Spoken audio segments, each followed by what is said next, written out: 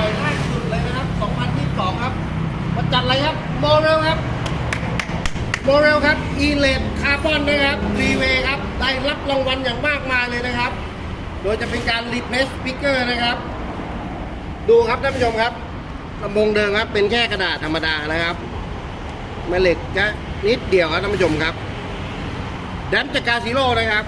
เอสเซนเตอร์ขนาดไหนครับสักตัวเดียวครับโมเรลอีเลดคาร์บอนก็ลงไปเรียบร้อยครับมิเตอร์เราก็จะลงในเฮาสิ่งเดิมนะครับท่านผู้ชมครับเซนเตอร์ไม่มีลำโพงมานะครับคันนี้ไม่มีลำโพงเซนเตอร์กระแหลมมาฮะเราก็ใส่เพิ่มเข้าไปด้วยครับ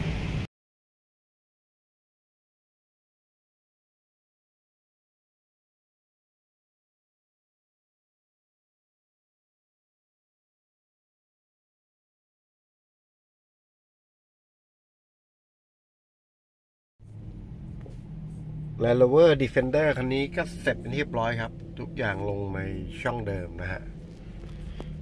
แล้วเราก็เพิ่มเขาเรียกอะไรครับเซนเตอร์มาด้วยนะฮะของเดิมมีรูนะฮะ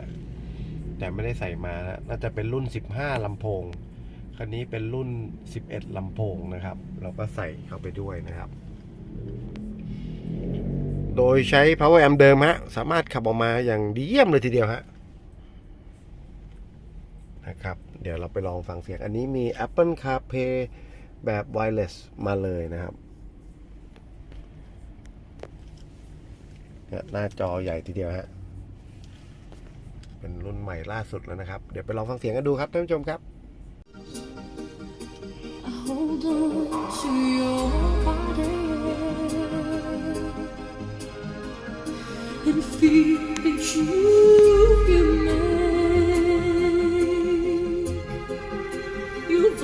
Is warm and tender,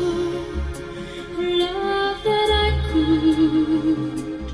not forsake, 'cause I'm your lady and you are my man. Whenever you reach for me, Morel E-LED Carbon ครับ I'll do all that I can, even though there may be times it seems I'm far away. Never wonder where I am, 'cause I am always by your side.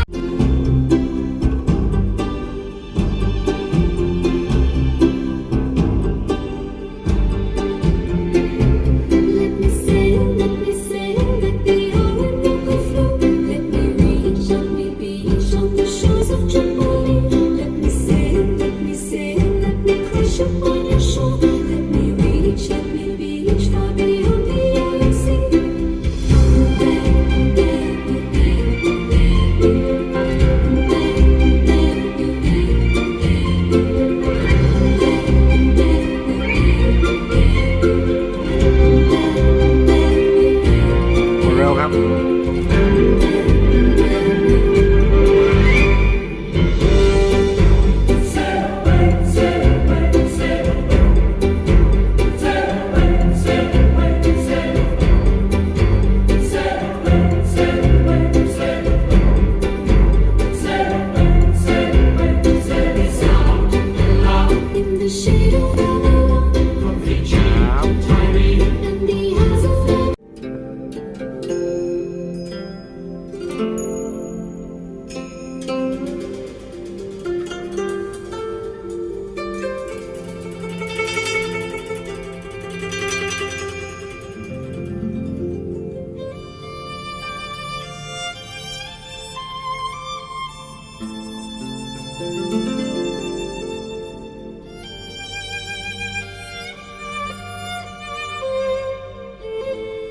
โมเรลครับ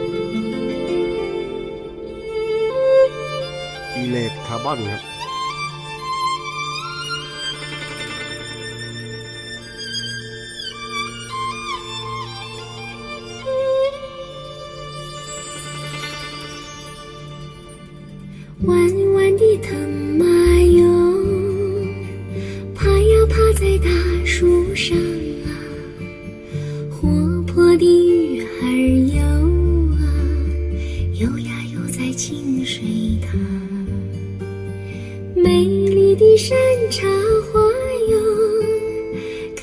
开在高山上啊，白衣的姑娘鸳鸯，鸳呀鸳家汉家郎。